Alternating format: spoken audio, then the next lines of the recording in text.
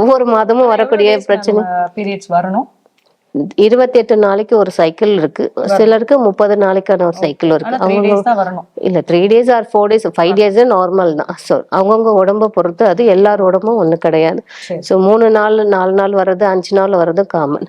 சிலருக்கு அதிகப்படியா 7 daysன்றது 10 daysக்கு போகுது, 10 daysக்கு மேல போகுது, அது எல்லாமே ப்ராப்ளம் தான்.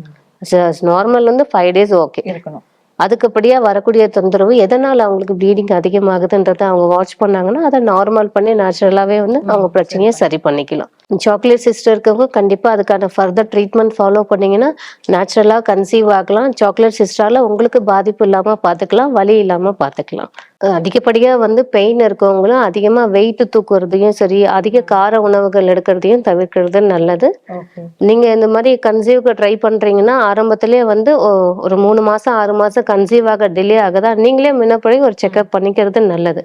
ஒரு லேடி டாக்டர்கிட்ட போயிட்டு ஒரு கன்சல்ட் பண்ணிக்கோங்க. உங்களுக்கு யூட்ரக்ஸ் நல்லா இருக்கா, இல்ல கர்ப்பப்பையில என்ன ப்ராப்ளம் இருக்கா, ஃபெலோப்பியன் டியூப் எப்படி இருக்கு, எல்லாமே ஒரு கவுன்சிலிங் போயிட்டு நல்லா இருக்கு அப்படின்னா கண்டிப்பா 3 மாசம்ன்றது 6 மாசம் 1 year கூட வெயிட் பண்ணலாம்.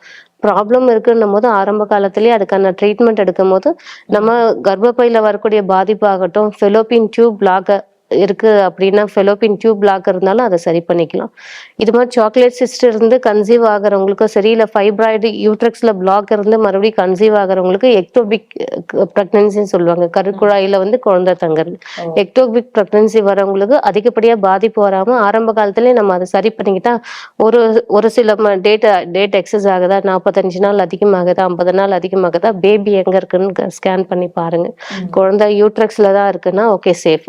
அதுவே குழந்தை டியூப்ல நின்றுச்சுன்னா நிறைய பேருக்கு உயிருக்கு பாதிப்பு. அது குழந்தை வளர்றதுக்கு தன்மை இல்லாம வெடிக்கிற தன்மை வந்துட்டு அதுக்கு அதிகப்படியா ஹாஸ்பிட்டல்ல எமர்ஜென்சில போய் அட்மிட் ஆவாங்க. அது மாதிரி ஆகாம ஆரம்ப காலத்துல இதனால எதனா பாதிப்பு வருமா, இல்ல யூட்ரக்ஸ் நல்லா இருக்கா, இல்ல கன்சீவ் ஆனா அந்த பேபி சேஃபா, ஆரம்பத்துல நீங்க செக்அப் பண்ணிக்கிட்டீங்கன்னா தொந்தரவு இல்லாம பாத்துக்கலாம். கண்டிப்பா. Okay ma'am, thank you so much. Thank you.